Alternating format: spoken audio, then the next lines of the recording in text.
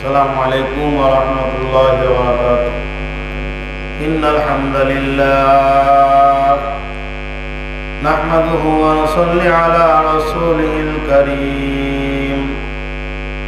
أما بعد فأعوذ بالله من الشيطان الرجيم. بسم الله الرحمن الرحيم. إن تجتنبوا كبائر ما تنهون عنه نكفر عنكم سيئاتكم وندخلكم مدخلا كريما. وقال رسول الله صلى الله عليه وسلم اتق المحارم تكن أعبد الناس، أو كما قال عليه الصلاة والسلام. سبحانك لا علم لنا إلا ما علمتنا إنك أنت العليم الحكيم. رب اشرح لي صدري ويسر لي أمري واحلل عقدة من لساني يفقه قولي. اللهم أرنا الحق حقا وارزقنا اتباعه وأرنا الباطل باطلا وارزقنا اجتنابه. সকলে বলি আমিন। একটু দুরূদ শরীফ পড়ে নেই। আল্লাহুম্মা সাল্লি আলা মুহাম্মাদিন ওয়া আলা আলি মুহাম্মাদ কামা সাল্লাইতা আলা ইব্রাহিম ওয়া আলা আলি ইব্রাহিম ইন্নাকা হামিদুম মাজিদ। আল্লাহুম্মা বারিক আলা মুহাম্মাদিন ওয়া আলা محمد كما باركت على إبراهيم وعلى آل إبراهيم إنك حميد مجيد. الله পাক রব্বুল আলামিনের বান্দা জনাবে মুহাম্মদ রাসূলুল্লাহ সাল্লাল্লাহু আলাইহি ওয়াসাল্লামের উম্মতগণ, মহান আল্লাহ পাক রব্বুল আলামিনের দরবারে লাখো কোটি শুকরিয়া যে আল্লাহ পাক রব্বুল আলামিন আপনাকে আমাকে দুনিয়ার সমস্ত কাজকর্ম থেকে অবসর দিয়ে এই প্রচণ্ড গরমের মধ্যে সারাদিন অক্লান্ত মেহনত পরিশ্রম করার পর দিন বুঝার উদ্দেশ্যে দিনের দুই একটা কথা শোনার এবং শোনাবার উদ্দেশ্যে আল্লাহ পাক রব্বুল আলামিন এই জান্নাতের বাগিচায় আমাদেরকে কবুল করেছেন। শুকরিয়া আদায় করি আলহামদুলিল্লাহ। আল্লাহ পাক রব্বুল আলামিনের বহুত বড় ইহসান এবং দয়া। এই লাগাতার অনেক বছর কয়েক বছর হয়েছে যে এখানে মাহফিলে প্রত্যেক বছরই আল্লাহ পাক রব্বুল আলামিন আমাকে উপস্থিত থাকার তৌফিক দান করেন, আমাকে কবুল করেন এখানে। আর বাস্তবতা হলো আলহামদুলিল্লাহ আপনাদের নেক দোয়ার বরকতে আল্লাহ পাক রব্বুল আলামিনের অশেষ করুণায় ডুমুরিয়ায়, সমগ্র ডুমুরিয়ার মধ্যে আলহামদুলিল্লাহ পরিস্থিতি কম বেশি সব জায়গায় আছে, কিন্তু বিশেষ করে মনে করেন এই সাহস, রাজাপুর, নোয়াকাটি এই দিকটা আমার নিজের এলাকার মতোই মনে হয়। এই সমস্ত জায়গায় আসলে মনে হয় না যে আমি বাইরের কোনো জায়গায় আছি। আসলে এটা বাইরে, মনের দিক দিয়েও বাইর মনে হয় না, আসলেও বাইর না। আমি অত্যন্ত সংক্ষিপ্ত পরিসরে 5টা কথা আপনাদের খেদমতে আরজ করব, মাত্র 5টা। মিশকাত শরীফের থেকে একটা হাদিসের সামান্য একটা অংশ আমি তেলাওয়াত করেছি। ওই হাদিসের মধ্যে রাসূল আকরাম সাল্লাল্লাহু আলাইহি ওয়াসাল্লাম আমাদেরকে 5টা নসিহত করেছেন। আল্লাহ পাক দয়া করে আমাদের যাদেরকে এখানে উপস্থিত করেছেন আমরা যেন এই 5টা কথা শোনার থেকে মাহরুম না যাই। কি রাজি আছি না ইনশাআল্লাহ? অন্তরের কান দিয়ে কথা শুনবেন ইনশাআল্লাহ। 5টা কথা মুখস্থ করে তারপরে যাবেন। আর যদি মুখস্থ না হইছে তাহলে আবার যখন পরে আমি আসবো আর এই জায়গায় চা খাইতে বারবার ডাকবেন, তার কাছে ইন্টারভিউ নেবো ওই 5টা মুখস্থ হয়েছে কিনা ওইটা কও, তারপরে তোমার চা খাবে। এই জন্য অন্তরের কান দিয়ে কথাগুলো শুনবেন ইনশাল্লাহ। কোরআনে হাকিমের সূরা নিসা থেকে একখানা আয়াত আমি তেলাওয়াত করেছি। আমার এই আয়াতটা এই 5টা কথার লাস্টের উপসংহার হবে। এই 5টা কথা মুখস্থ করার জন্য প্রস্তুত আছেন তো ইনশাল্লাহ? আল্লাহ পাক রব্বুল আলামিন আমাদেরকে দুনিয়ায় পাঠাইছেন অত্যন্ত আদর যত্ন করে ভালোবেসে। যত বেশি মহব্বত আল্লাহ পাক রব্বুল আলামিন আমাদেরকে করেন, এই মানব জাতিকে করেন, আল্লাহর কোন সৃষ্টিকে আল্লাহ পাক এত বেশি মহব্বত করেন না। সুবহানাল্লাহ বলেন। তার কারণ আল্লাহ পাক রব্বুল আলামিন বলেন, যা কিছু আমি সৃষ্টি করেছি এ সব যদি এক নিমিষে ধ্বংস হয়ে যায় তা কিঞ্চিত পরিমাণ আমার কোনো আফসোস নেই।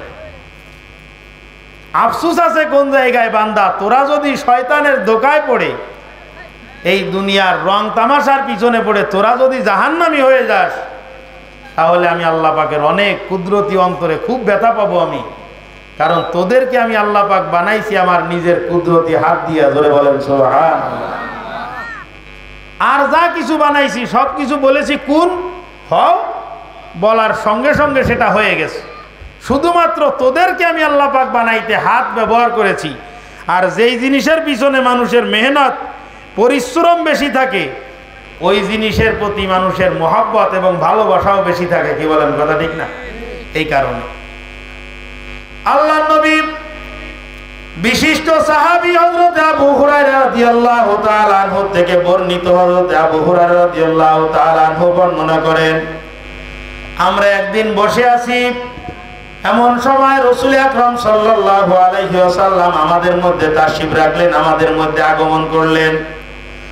আগমন করে আল্লাহর নবী ডাক দিয়ে বলতেছেন, মাইয়া খুযু আন্নি হাউলাইল কালিমাত, তোমাদের মধ্যে কি এমন কোন ব্যক্তি আছো যেই ব্যক্তি আমার থেকে এই কথাগুলো তোমরা গ্রহণ করবে? 5টা কথা আমি তোমাদেরকে বলতে চাই।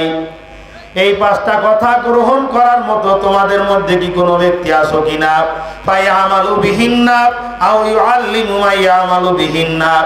আমি এই 5টা কথা তোমাদেরকে কেন বলবো?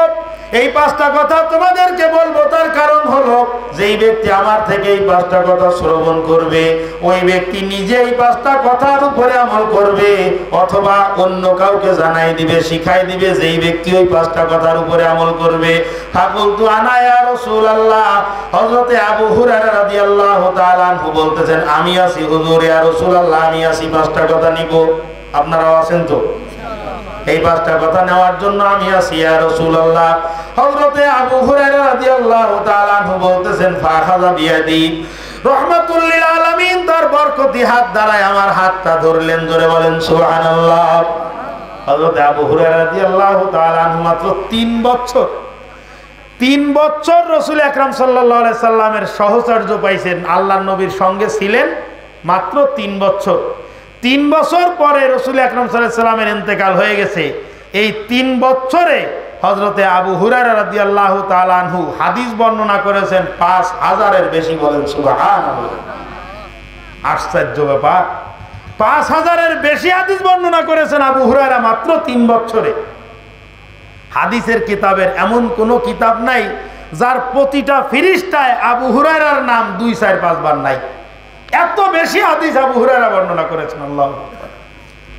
হযরত আবু হুরায়রা বলেন, আল্লাহর নবী আমার হাতের মধ্যে ধরলেন, আমার হাত ধরলেন, ফাআদ্দা খামসান, এরকম আঙ্গুলে কর গুনে গুনে 5টা জিনিস আল্লাহর নবী আমাকে শিখাই দিয়েছেন।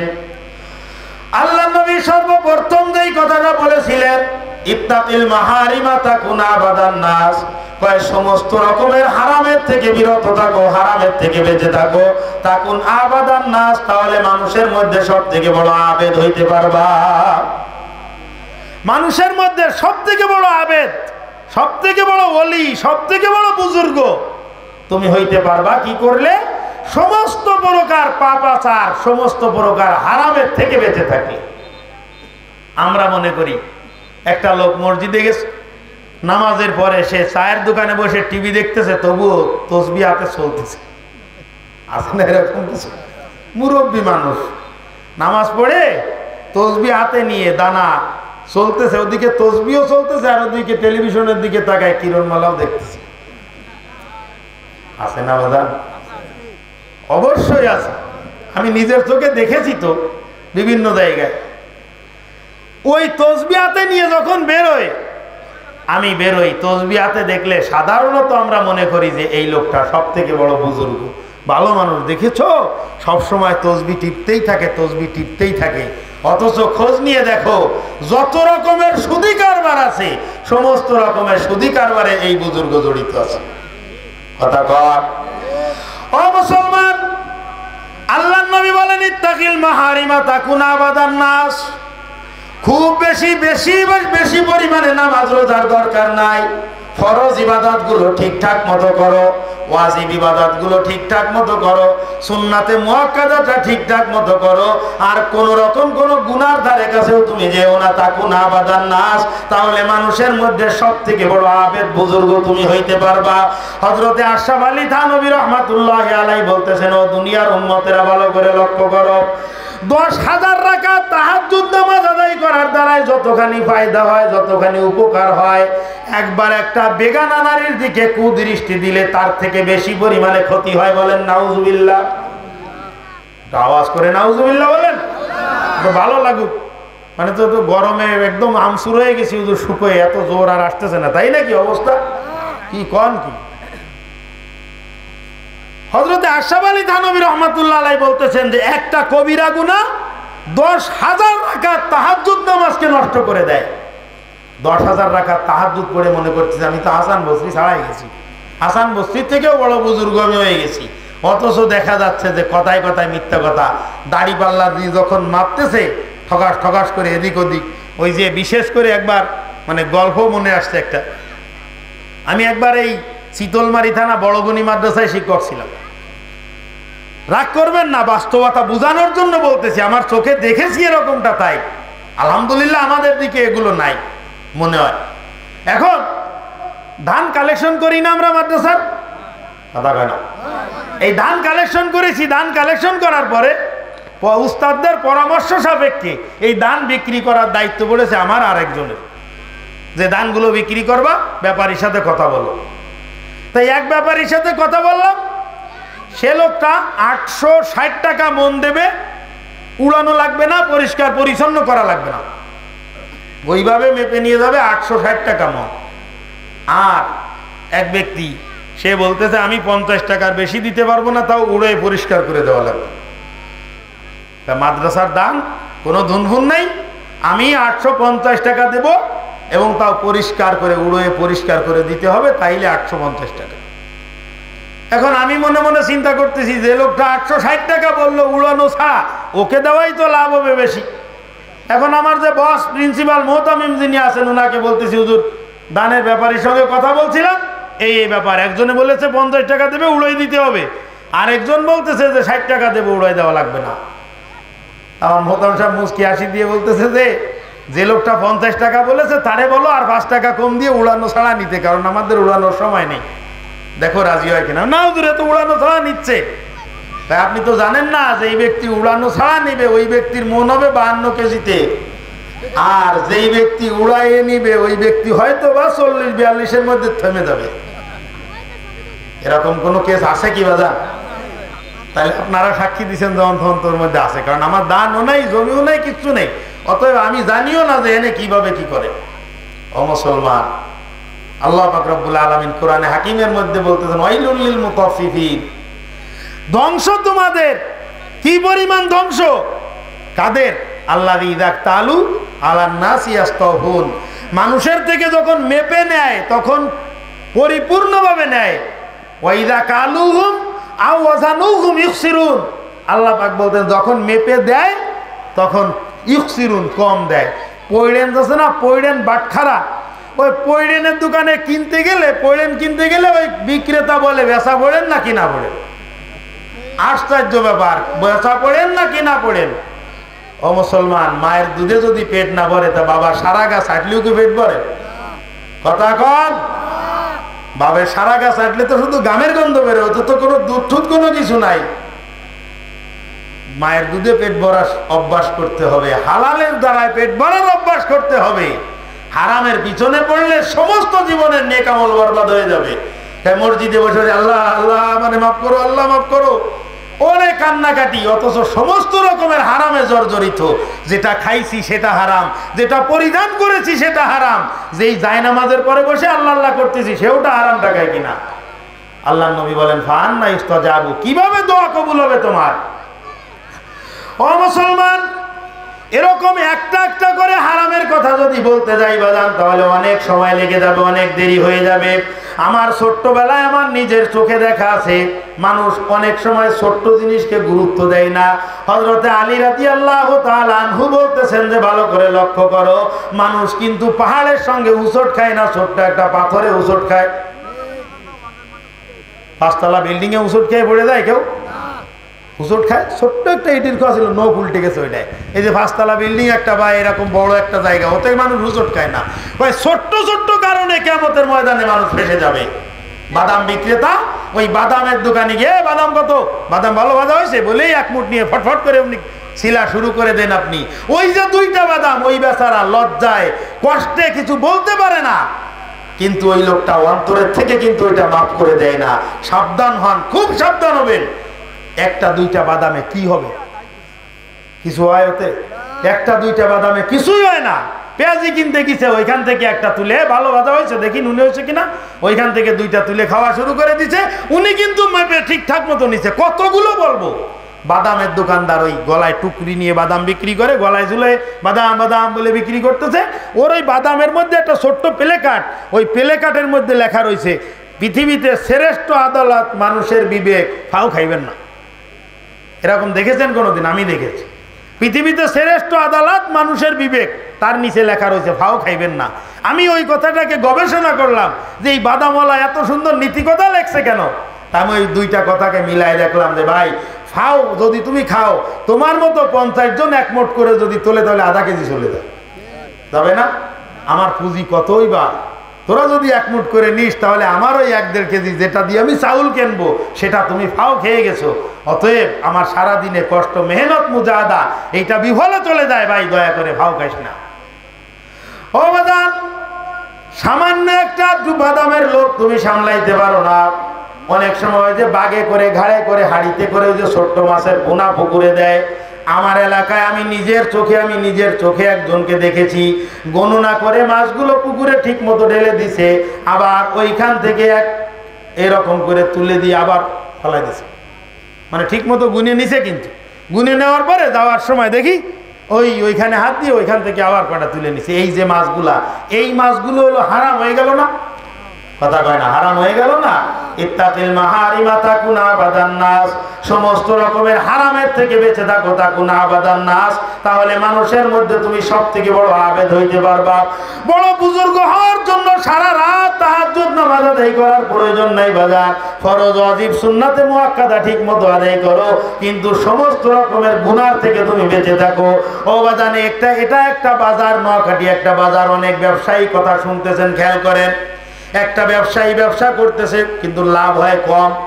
ব্যবসায়ী ব্যবসা করতেছে, ধরে দেন এই বাজারে এক দোকানদার ব্যবসা করতেছে, তার ব্যবসায় লাভ কম, কিন্তু আলহামদুলিল্লাহ লস হয়নি কখনো। আর একটা ব্যবসায়ী টাকায় টাকা লাভ হয়, 1 টাকায় 1 টাকা লাভ হয়, কিন্তু হঠাৎ করে 2-3 বছর পরে হঠাৎ করে 20, 25, 30 লাখ টাকা খসে যায়, লাভ মানে লস হয়ে যায়। এই রকম হয়। তাহলে এই ব্যবসায়ী লাভবান বেশি নাকি যার লাভ কম কিন্তু লস হয় না, ওইটি লাভবান বেশি? বলেন তো। যার লাভ কম কিন্তু লস খায় না, বাড়ি খায় না, ওই ব্যক্তি লাভবান বেশি। আমি এই কথা বলতেছি বাজান, ইবাদত কম হোক কিন্তু গুনাহ না থাকুক, ইবাদত কম কিন্তু গুনাহ না থাকুক, তাহলে আপনি ব্যবসায়ী লাভবান বেশি। ইত্তাকিল মাহারিমা তাকুনা আবাদান নাস, সমস্ত রকমের পাপাচার থেকে ফিরে থাকো, বিরত থাকো, তাকুনা আবাদান নাস, মানুষের মধ্যে সব থেকে বড় আবেদ তুমি হইতে পারবা। ও বাজান, পর্দার অন্তরালে আমার মা বোনেরা আছে, তাদের জন্য একটা হারামের কথা বলি। মারাত্মকভাবে মা বোনদের মধ্যে বর্তমান সময়, বর্তমান পরিস্থিতিতে মা থেকে বোনদের অবস্থা সব থেকে বড় ভয়ানক, খারাপ, মারাত্মকভাবে খারাপ। ভালো করে লক্ষ্য করেন। ও পর্দার অন্তরালের মা, তোমাকে একটা কথা বলি, তোমাকে যেই কথাটা আমি বলতে চাই সেটা হলো খাস পর্দার মধ্যে জীবনযাপন করো। আল্লাহর নবী তোমাকে 4টা নসিহত করেছেন। মিশকাত শরীফের 271 পৃষ্ঠার মধ্যে হাদিস আসছে, আল মারআতু ইযা সাল্লাত খামসাহা ওয়া সামাত শাহরাহা ওয়া আতাআত বালাহা ওয়া আহসানাত ফারজাহা ফালতাদখুলিল জান্নাতা মিন আইয়ি আবওয়াবিন শাআত আও কামা ক্বালা আলাইহিস সালাতু ওয়াস সালাম। আল্লাহর নবী বলেন, ও দুনিয়ার মহিলারা, দৈনন্দিন 5 ওয়াক্ত নামাজ গুরুত্ব সহকারে আদায় করো। ও সামাত শাহরা, রমজানের 1 মাস রোজা যদি ঠিকমতো রাখতে পারো। ও আতাআত বালাহা, এবং তোমার আচরণের জন্য তোমার স্বামী অসন্তুষ্ট না হয়।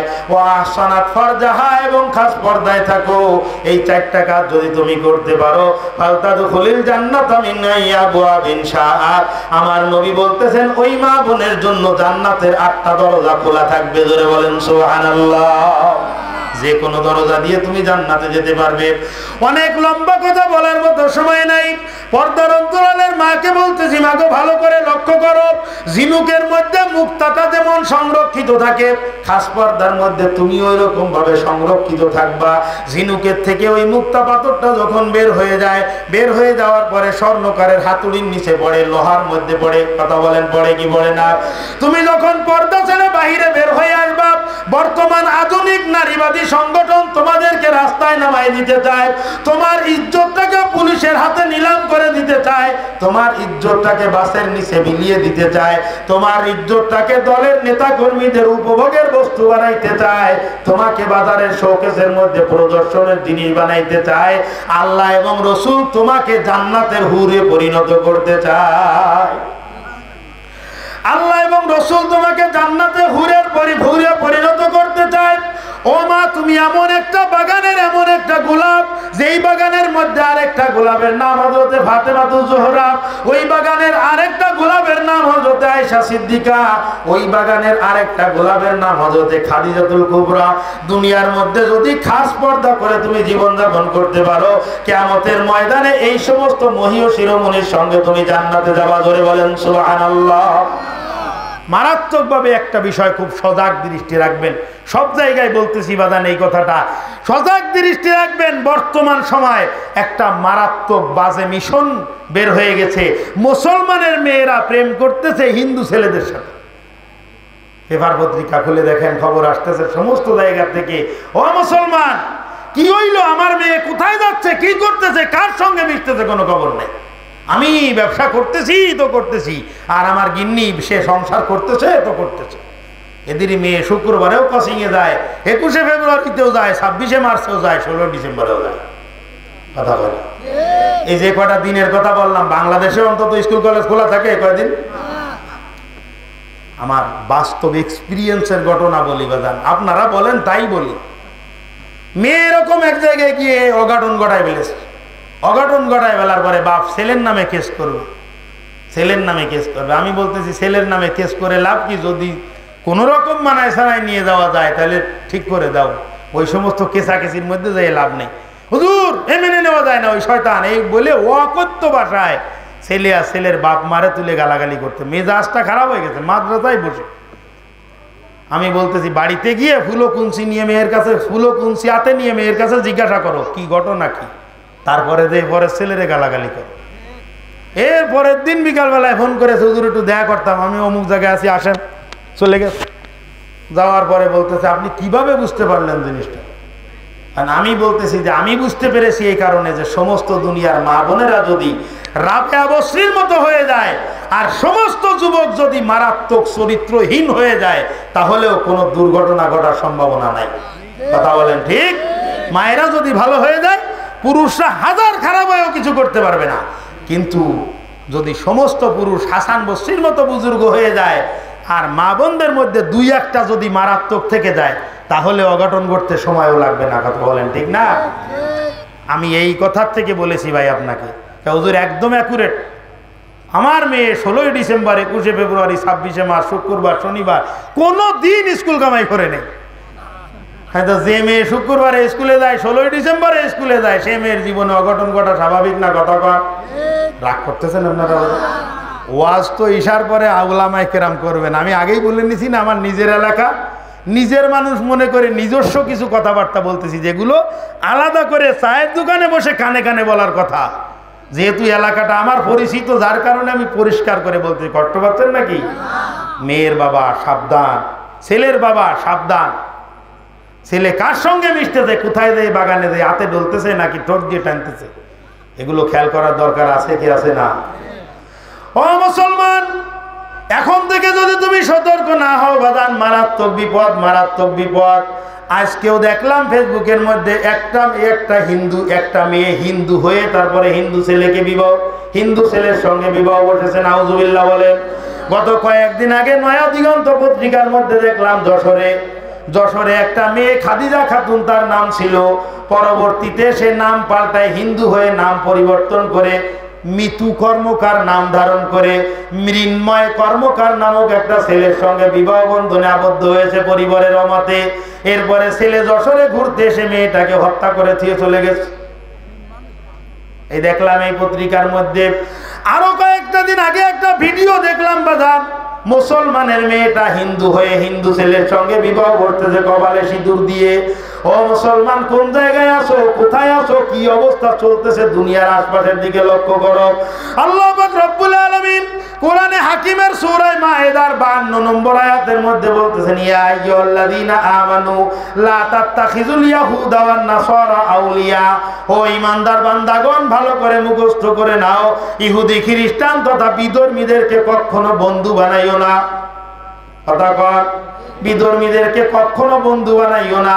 তাদের সঙ্গে সবকিছু লেনদেন সবকিছু ঠিকঠাক মতো থাকবে, কিন্তু তাদের সঙ্গে কখনো অন্তরঙ্গ সম্পর্ক গড়ে তোলা যাবে না। ভালো করে লক্ষ্য করো। ও মুসলমান, তৃতীয় নম্বর আরেকটা হারামের কথা বলি। ও বাদান, আল্লাহর নবী বলেন, মান তাশাব্বাহা বিকাউমিন ফাহুয়া মিনহুম। যেই ব্যক্তির সম্পর্ক সাদৃশ্য দুনিয়ার মধ্যে যার সঙ্গে থাকবে, কিয়ামতের ময়দানে তার সঙ্গে কিন্তু হাসর নাসর হয়ে যাবে। ভালো করে লক্ষ্য করো। আজকের দিনে মুসলমান বিধর্মীদের ধর্মীয় কালচার, ধর্মীয় অনুষ্ঠানে যোগদান করে কি করে না? আরো জোরে বলেন, করে কি করে না? ভরপুর পরিমাণে করে, ভরপুর আকারে করে। এমন অবস্থা, তারা অভিযোগ দেয় তোদের কারণে আমরা একটু ঠিকঠাক মতন ইবাদত বন্দেগী করতে পারি না। কথা কর। এই গত কয়েকদিন আগে পয়লা বৈশাখ উদযাপন করতে গিয়ে 14 কিলোমিটার রং আঁকাইছে রাস্তায়, দেখেননি পত্রিকায়? আর আপনারা বসে বসে হুজুর একটু দোয়া করেন এই জন্য বর্ষা হয়। বর্ষা হওয়ার কোনো লাইন আছে? বর্ষা হওয়ার কোনো সুযোগ আছে? এই সমস্ত পাপাচার, এই সমস্ত অপকর্ম যদি দুনিয়ার মধ্যে হয়, বাংলাদেশের সর্বোচ্চ বিদ্যাপীঠ রেসপেক্টেড এরিয়া, সব থেকে বড় বড় বিদ্বান, বড় বড় জ্ঞানী ব্যক্তি বের হয়, সেই জায়গায় পূজা অর্চনার সংস্কৃতি অনুষ্ঠান, কনসার্ট, নাচ গান সবকিছু করা যাবে, কিন্তু ইস্তেসকার নামাজ পড়া যাবে না, কোরআন তেলাওয়াত করা যাবে না। কথা কর। দেখেন নাই পত্রিকায় ঢাকা ইউনিভার্সিটিতে ইস্তেসকা পড়তে চাইছে, তাই পড়া যাবে না। ইফতার পার্টি করা যাবে না। কোরআন তেলাওয়াত করলো কেন? যার কারণে সে আরবি শিক্ষককে ডেকে নিয়ে, এই তোমার ওখানে কোরআন তেলাওয়াত হয়েছে কেন, শোকজ করা হয়েছে। ও মুসলমান, ভালো করে লক্ষ্য করেন, ভালো করে লক্ষ্য করেন। একটা আশ্চর্য ব্যাপার, রক্ত যখন দিয়েছি তখন আরো দেব, তবুও এ দেশকে মুক্ত করেই ছাড়বো। তারপরেরটা কি? এটা তো বাংলাদেশের মুসলমান, সে বাংলাদেশের ইতিহাস জানে না। রক্ত দিয়েছি আরো দেব, তবুও এ দেশের মানুষকে মুক্ত করেই ছাড়বো। তারপরেরটা কি? ইনশাআল্লাহ। ওই সেই তর্জনীর কথা মনে আছে না? যেই দেশটার স্বাধীনতার ভিত হলো ইনশাআল্লাহর উপরে, সেই দেশের সর্বোচ্চ বিদ্যালয় ইস্তেসকার অনুমতি না পাওয়া, যে দেশের প্রধানমন্ত্রী তাহাজ্জুদ গুজার, আমরা পেপার পত্রিকায় পড়ি, যেই দেশের 90, 95, 92% মুসলমান, যে দেশের মন্ত্রী মিনিস্টাররা হজ করে প্রতি বছর, সেই দেশে ইস্তেসকা নামাজের অনুমতি না পাওয়া, সেই দেশের মধ্যে কোরআন তেলাওয়াত করে কৈফিয়তের সম্মুখীন হওয়া, এটা মুসলমান হিসাবে নিতান্ত লজ্জার বিষয়। কথা বলেন ঠিক? এটা মারাত্মক লজ্জাস্কর বিষয়। এটা আমরা আশা করি নেই, এটা আমরা আশা করি না। ও বাদান, দুনিয়ার মধ্যে সর্বযুগে সব সময়ের জন্য কিছু লুচ্চা লম্পট আকৃতির কিছু মানুষ দুনিয়ার মধ্যে থাকে কি থাকে না? জোরে কর। চট্টগ্রাম চক্ষু হাসপাতালে হেজাব পরেই তা কোনো নারী ভিতরে যাওয়া যাবে না, দেখেছেন পত্রিকায়? হিজাব পরে যাওয়া যাবে না। মুসলমানের দেশ, মুসলমানের মেয়েরা, মানে এগুলোর চরিত্র, এগুলোর চক্ষুটাই হয়ে গেছে এরকমের। কারণ সাধারণত অপরিচিত বেগানা নারী যাদের দিকে তাকানো যায় না, তারা যদি সামনে আসে তা আলহামদুলিল্লাহ আপনাদের দোয়া, আল্লাহ পাকের রহমত, অটোমেটিক আমাদের নজরটা নিচের দিকে চলে যায়। আর এই শয়তানগুলোর অবস্থা হয়েছে কি, ওইগুলো সারাদিন চোখের সামনে না দেখলেই ভালো লাগে না। কথা কর। আল্লাহ নবী বলেছেন গুনাহ করতে করতে করতে করতে, হারাম জিনিস দেখতে দেখতে দেখতে দেখতে চোখটা শয়তানের চোখে পরিণত হয়ে যায়। রাগ করতেছেন আপনারা? চোখটা শয়তানের চোখে পরিণত হয়ে গেছে, যার কারণে ওই শয়তানি জিনিস না দেখলে ভালো লাগে না। চতুর্থ নম্বর আরেকটা হারামের কথা বলি, অবদান ভালো করে লক্ষ্য করেন। একটা হলো ওই যে ডিজে গান, বিভিন্ন বিবাহ শাদীর অনুষ্ঠানে, বিভিন্ন রকমের মুসলমানদের অনুষ্ঠানে গান বাদ্যযন্ত্র, এগুলো বাজে কি বাজে না? ধরে কর। ভালো লাগতেছে না? আমার দিকে লোকের বিরক্ত লাগতেছে নাকি? তাহলে আমার দিকে দেখেন, এদিক ওদিক দেখতেছেন কেন? এটা তো রাস্তা, এই যে 1 বছর এখান থেকে ঘিরে দেওয়া ছিল, সাইড পর্দা দিয়ে দেবেন। এই গরমের কারণে এবছর দেয় নেই মনে, গরমের জন্য দেয় না, এটা দিলে বসা যেত না এর মধ্যে। এদিকে দেখবেন না, এদিকে দেখেন। আমাদের সন্তানাদি, আমরা মুসলমান, আমাদের সন্তানাদি ঈদ উপলক্ষে পিকআপের উপরে সাউন্ড বক্স নিয়ে ওই রকম এক একটা তুলে নিয়ে রাস্তা কাঁপাইতে কাঁপাইতে যাচ্ছে। এগুলো কি বিধর্মীদের ছেলে মেয়ে? এগুলো আমাদের ছেলে মেয়ে। আবার দেখলাম অন্যান্য সব বছরের থেকে এবছর উন্নতি হয়েছে, মহিলারা গেঞ্জি গাইতে রাস্তায় উঠে এরকম। আরে যুবকরা অন্তত বলো, মুরব্বীরা তো ওগুলো দেখার সুযোগ পায় না। যুবকরা তো সাধারণত থাকে না এখানে, এই জন্য বলতে পারে না। যারা আছেন তারা বলেন, কি ফেসবুকে দেখেন নাই ভিডিও? পিকআপের মধ্যে মেয়েরা যাচ্ছে, অথচ আমি মুসলমান, আমি 5 ওয়াক্ত নামাজি, আমি অত্যন্ত আল্লাহর ওলি, আমি বুজুর্গ। কথা বলতে গেলে আবার বলে কি কয় হুজুর, আমার দাদা 30 বার হজ করেছে।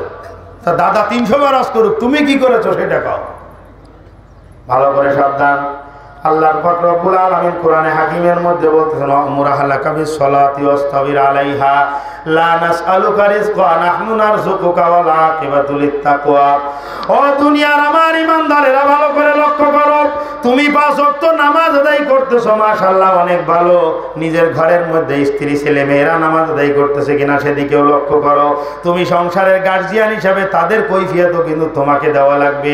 আল্লাহর নবী বলেন, কুল্লুকুম রাঈন ওয়া কুল্লুকুম মাসউলুন আন রায়াতিহি। ও দুনিয়ার আমার উম্মতেরা, তোমরা প্রত্যেকে দায়িত্বশীল এবং প্রত্যেককে তার দায়িত্ব সম্পর্কে আল্লাহর কাছে কৈফিয়ত দেওয়া লাগবে।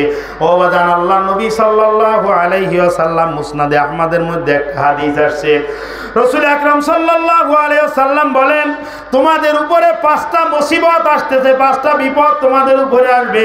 আমি মুহাম্মদুর রাসূলুল্লাহ দোয়া করতেছি যেন 5টা মুসিবত তোমাদের উপরে না আসে, কিন্তু 5টা মুসিবত অবশ্যই তোমাদের উপরে এসে যেতে পারে। যদি এই 5টা কাজ তোমরা করো তাহলে 5টা মুসিবতের সম্মুখীন তোমরা হবে।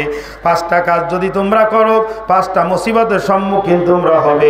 1 নম্বর কাজটা হলো তাজারুল ফাহিশাতু ফি কওমিন ক্বাত্তু হাত্তা ইউলিনু বিহা ইল্লা ফাশা ফীহিম তাউন ওয়ালাউ জাউল্লাতি লাম তাকুন মাজাত ফি আসলাফিহিম। আল্লাহর নবী বলতেছেন, ও আমার উম্মতেরা, তোমাদের মধ্যে যদি জিনা ব্যভিচার যদি বেড়ে যায়, তোমাদের মধ্যে যদি জিনা ব্যভিচার প্রবল আকারে সয়লাভ হয়ে যায়, তাহলে এমন নতুন নতুন রোগ তোমাদের সামনে আসবে যেই রোগগুলা তোমাদের পূর্ববর্তী কোনো নবীর উম্মতের উপরে ছিল না। ভালো করে একটু আওয়াজ করে বলবেন, এইডস। এইডস একটা রোগ, এইটা কি এখান থেকে 20-30 বছর আগে ছিল? করোনা একটা রোগ, এখান থেকে 40-50 বছর আগে ছিল? নতুন নতুন রোগের সম্মুখীন তোমরা হবে, এমন এমন উদ্ভট রোগের সম্মুখীন হবে যেই রোগগুলা তোমাদের পূর্ববর্তী কারো কোনোদিন হয় নাই। যদি তোমাদের মধ্যে জিনা ব্যভিচার মারাত্মকভাবে বেড়ে যায় তাহলে এই রোগগুলো তোমাদের মধ্যে হবে। 2 নম্বর আরেকটা আকাম যদি তোমরা করো, ওয়ালাম ইয়ানকুসুল মিকিয়াল ওয়াল মিজান, যদি তোমাদের মধ্যে ওজনে কম দেওয়ার প্রবণতা আসে, যদি তোমরা ওজনে কম দাও, আল্লাহর নবী বলতেছেন, ইল্লা আখাযু বিসিনিন, তাহলে তোমাদের ওয়াশিদ্দাতুল মাউনাতি, তাহলে তোমাদের উপরে দুর্ভিক্ষ চলে আসবে, দ্রব্য মূল্যের ঊর্ধ্বগতি হয়ে যাবে। ও বাদান, ওজনে কম দেওয়ার মধ্যে কিন্তু অনেক কিছু শামিল আছে। ওজনে কম দেওয়া মানে এটা কি? আরেকজনকে যখন মেপে দিতেছি ওজনে কম দিতেছি। আমি একজন জনপ্রতিনিধি, 50 লক্ষ টাকার একটা বাজেট পেয়েছি আমার এলাকায় খরচ করার জন্য, 20 লক্ষ টাকা নিজের পকেটে ঢুকায় 30 লক্ষ টাকা খরচ করতেছি। আছে কি আছে না? আওয়াজ করে বলেন আছে কি আছে না? আমি আপনার কাছে একটা প্রশ্ন জিজ্ঞাসা করি বাজান, বাংলাদেশে 40, 38, 39 সেলসিয়াস ডিগ্রি তাপমাত্রায় পিচ গলে যাচ্ছে। দুবাইতে এখনো পর্যন্ত 46, 44 ডিগ্রি তাপমাত্রা চলতেছে। ওদের রাস্তা কেন গলে যাচ্ছে না? কথা বলা কি আশ্চর্য হয়ে যাচ্ছেন নাকি? আমাদের এখানকার পিছের রাস্তা 6 মাসের মধ্যে ব্যাস মোটরসাইকেলে ব্রেক করলে চাকার সাথে বইটিয়ে রাস্তা উঠে যায়। আর এরা 20-50 বছর আগে রাস্তা করেছে, সেই রাস্তায় এখনো পর্যন্ত কোনো জায়গার একটা খোয়া পর্যন্ত উঠে গেল না। কারণটা কি? অথচ 1 কিলোমিটার 4 লেনের রাস্তায় আমরা খরচ করতেছি 96 কোটি টাকা। সব থেকে বড় কস্টলি 96 কোটি টাকা খরচ করতেছি 1 কিলোমিটার রাস্তা বানাইতে। আর আমাদের রাস্তার অবস্থা হয়ে যাচ্ছে, ছবিতে দেখতেছি বিভিন্ন কিছুতে, ফেসবুকে, চাকার সাথে বটে বটে ফিস উঠে যাচ্ছে। আমাদের এই তাপমাত্রা সহ্য হইতেছে না। এই যে দুর্নীতি, এই দুর্নীতিগুলোও কিন্তু এর মধ্যে শামিল। কয়দিন আগে দেখলাম পত্রিকায়, আফগানিস্তানে, আল্লাহু আকবার, স্বাধীনতার বয়স মাত্র 2 বছর। কয় বছর? 2 বছর মাত্র স্বাধীনতার বয়স। 242 কিলোমিটার খাল খনন করতেছে, অর্ধেক ডুব করা কমপ্লিট হয়ে গেছে। 51 মিলিয়ন মার্কিন ডলার খরচ হয়েছে তার পিছনে, সম্পূর্ণ নিজস্ব অর্থায়ন। আল্লাহু আকবার, সম্পূর্ণ নিজস্ব অর্থায়ন।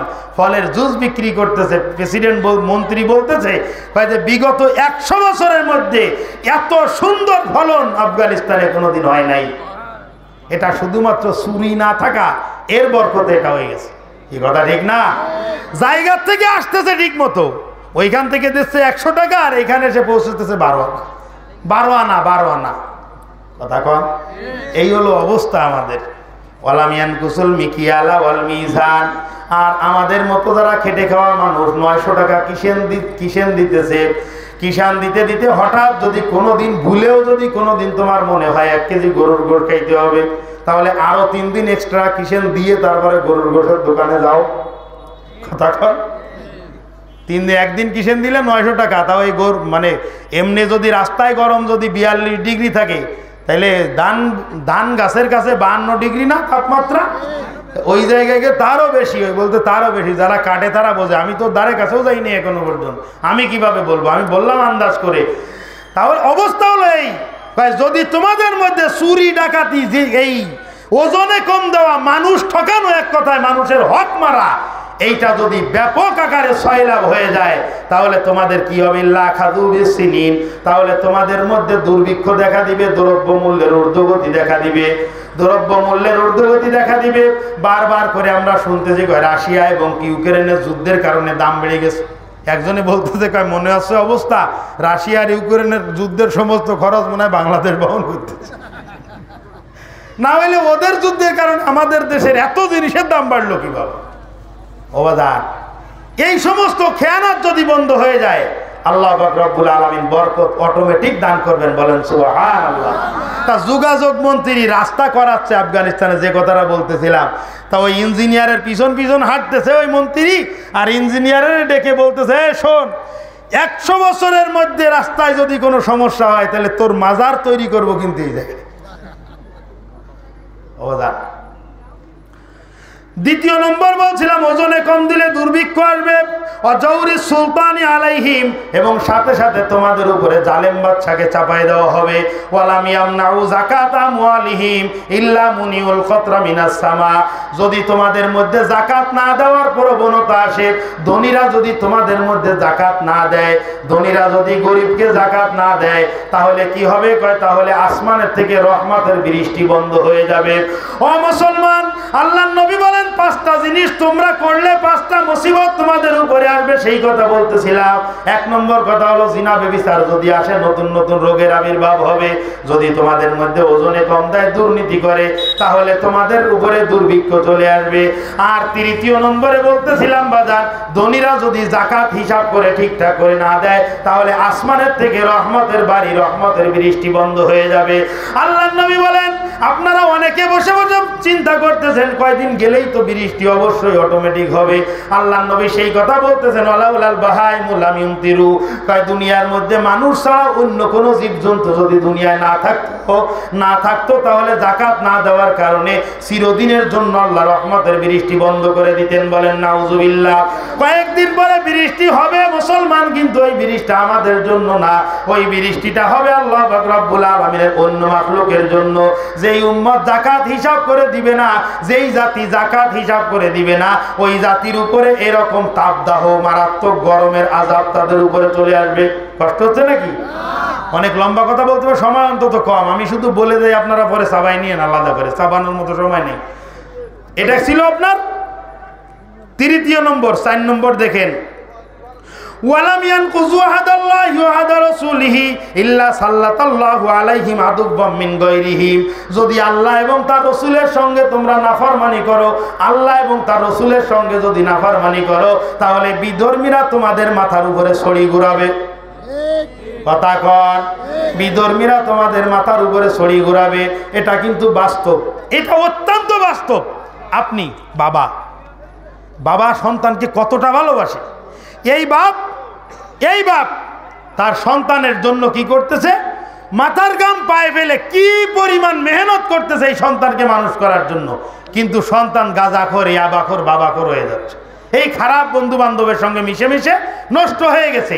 এই সন্তানকে কন্ট্রোল করতে না পেরে সম্ভ্রান্ত বংশের বাবা সে এক সময় কি করে, ওসি সাহেবের ফোন করে বলে দেয়, স্যার এটার একটু তুলে নিয়ে 2-3 বাটাম দিয়ে ছেড়ে দেন দিয়ে যাতে ঠিক হয়ে যায়। কি এরকম করে কি করে না? এরকম করে। তার মানে আপনি বাবা হয়ে সন্তানকে যদি কন্ট্রোল করতে না পারেন, তাহলে একদিন দেখবেন এলাকার লোকে ধরে উত্তম মধ্যম দিয়ে দিবে। কথা বলেন ঠিক না? আপনার জীবদ্দশায় আপনার সন্তানকে যদি অন্য বাহিরের লোকে শাসন করে, বাজান বাবা হিসেবে কি আমার ইজ্জত থাকে? থাকে না। আল্লাহ পাক রব্বুল আলামিনের হাবিব বলতেছেন, আল্লাহ এবং তার রাসূলের সঙ্গে নাফরমানি করবি, আল্লাহ পাক রব্বুল আলামিন বিধর্মীকে তোমার মাথার উপরে লাগাই দিবে, তারা তোর মাথার উপরে ছড়ি ঘুরাবে। আর একটা হলো فأخذوا بعض ما في أيديهم وما لم تحكم أئمتهم بكتاب الله ويتخيروا مما أنزل الله إلا جعل الله بأسهم بينهم।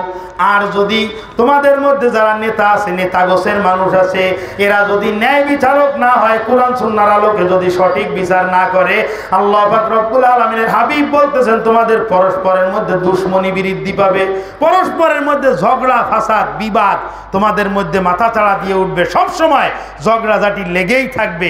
এই যে 5টা কথা রাসূল আকরাম সাল্লাল্লাহু আলাইহি ওয়াসাল্লাম বলেছেন, এই 5টা কথা আমি যে 5টা শুরু করছিলাম তার 1 নম্বরটাই আছে কিন্তু এখনো। এই কথা বুঝতেছেন তো নাকি? এই 5টা কথা মাঝখান দিয়ে বললাম যে এই 5টা কাজ যদি করো 5টা মুসিবত তোমাদের উপরে আসবে। এবার আসেন ওই 5টার 1 নম্বরটা বলছিলাম, ইত্তাকিল মাহারিমা তাকুনা বাদান নাস। সমস্ত রকমের পাপাচার থেকে ফিরে থাকো, তাহলে মানুষের মধ্যে সবথেকে বড় আবেদ হইতে পারবা। ওয়ারযা বিমা কসামাল্লাহু লাকা তাকুন আগনান নাস। ওই 5 নম্বরের 2য় নম্বর হলো আল্লাহ পাক রব্বুল আলামিন তোমার জন্য যতটুকু বরাদ্দ রেখেছেন ততটুকু নিয়ে সন্তুষ্ট থাকো, তাকুন আগনান নাস। তাহলে মানুষের মধ্যে সবথেকে বড় ধনী হইতে পারবা, মানুষের মধ্যে সবথেকে বড় ধনী হইতে পারবা। খুব বেশি সমস্যা হচ্ছে নাকি? কি হয়েছে? একটু আগে হয় না এক মিটিং, তারপরে যে মিটিং, কি সমস্যা কোনো? আমারে যা ফেলে দিছে সে সময়ও তো এখন হয় নাই, খেয়াল করেন। ওয়ারদা বিমা কসামাল্লাহু লাকা তাকুন আগনান নাস। তোমার জন্য যতটুকু বরাদ্দ আছে ততটুকু নিয়ে সন্তুষ্ট থাকো, তাকুন আগনান নাস। তাহলে মানুষের মধ্যে সবথেকে বড় ধনী হইতে পারবা। একজন 5,000 টাকার মালিক, ওই লোকটা মনে মনে চিন্তা করতেছে 5,000 টাকা আলহামদুলিল্লাহ অনেক, আমার লাগবে তো 2,000। একজন ভ্যানওয়ালা, রিক্সাওয়ালা, সেই লোকটা রিক্সা চালায় আর মনে মনে টার্গেট করে, আল্লাহ আজ জন্য 1,000 টাকা হয়। এবার ওই লোকটার যদি 1,000 টাকা যখন হয়ে গেল, হয়ে যাওয়ার পরে কয় আলহামদুলিল্লাহ অনেক টাকা হয়ে গেছে, চাউল কিনতে লাগবে 200 টাকা, ডাউল কিনতে লাগবে 100 টাকা, আর বাকিগুলো লাগবে আর 200 টাকা, আর 300 টাকা জমা রেখে দেবো, 100 টাকা চা পান খাবো। এই কথা মনে করে ওই লোকটা হিসাব এরকম করে রাস্তার পাশে ইট মাথায় দিয়ে শুয়ে রয়েছে, ওর আর কোনো টেনশন নেই। খুলনা রিক্সা চালায় মনে করেন, রাস্তার পাশে বাতাসে সুন্দর করে টনটন হয়ে শুয়ে আছে ওইখানে। আর একজন 5,000 কোটি টাকার মালিক, ওই লোকটা মনে মনে চিন্তা করতেছে আগামী বছরের ভিতরে আরো 5,000 কোটি জমা করতে হবে। তাহলে এই 1000 টাকার মালিক রিক্সাওয়ালা বেশি ধনী নাকি ওই 5000 কোটিওয়ালা বেশি ধনী? 1000 টাকার মালিক যে সে বেশি ধনী, কারণ ওর মধ্যে আর কোনো হাহাকার নাই। এই জন্য আল্লাহ নবী বলেন ওয়ারদা বিমা কসামাল্লাহু লাকা তাকুন আগনান নাস, তোমার জন্য আল্লাহ পাক যতটুকু বাজেট করেছেন অতটুকু নিয়ে খুশি থাকো, তাকুন আগনান নাস, তাহলে তুমি সবথেকে বড় ধনী হইতে পারবা।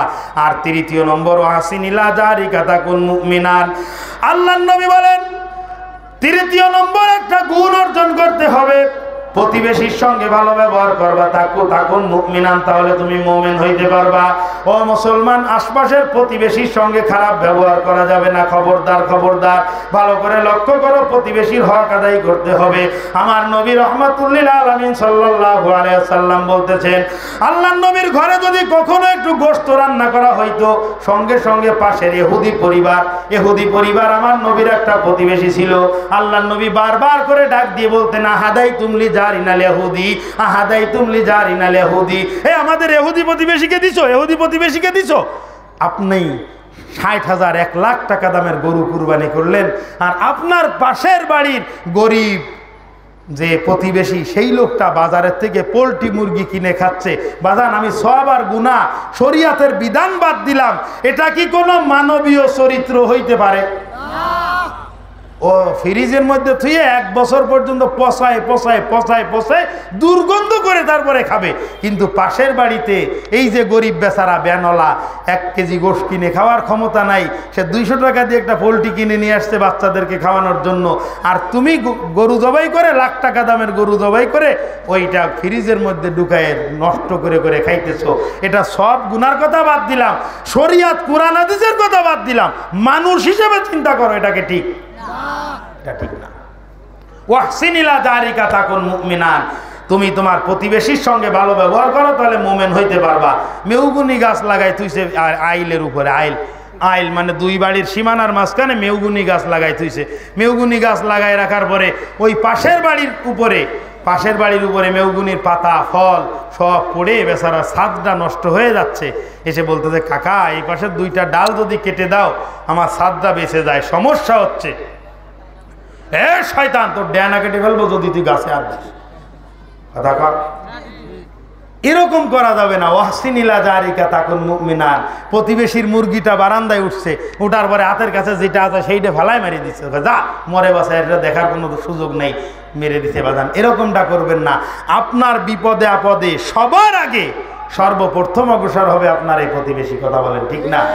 আল্লাহর নবী বলেন ওয়াহসিন ইলা জারিকা তাকুন মুমিনান, প্রতিবেশীর সঙ্গে ভালো ব্যবহার করো, তাহলে তুমি মুমিন হইতে পারবা। আর 4র্থ নম্বর কাজ হলো ওয়া আনতুহিব্বা লিনাফসিকা মা তুহিব্বু লিগায়রিকা তাকুন মুসলিমান, নিজের জন্য যেটা পছন্দ করো অপরের জন্য সেটা পছন্দ করো, তাহলে তুমি প্রকৃতপক্ষে মুসলমান হইতে পারবা। জোরে বলেন সুবহানাল্লাহ। আপনার কি মনে চায় যে কেউ আপনাকে অপমান করুক? আপনাকে মনে চায় যে কেউ আপনাকে চায়ের দোকানে কথা বলে ছোট করুক?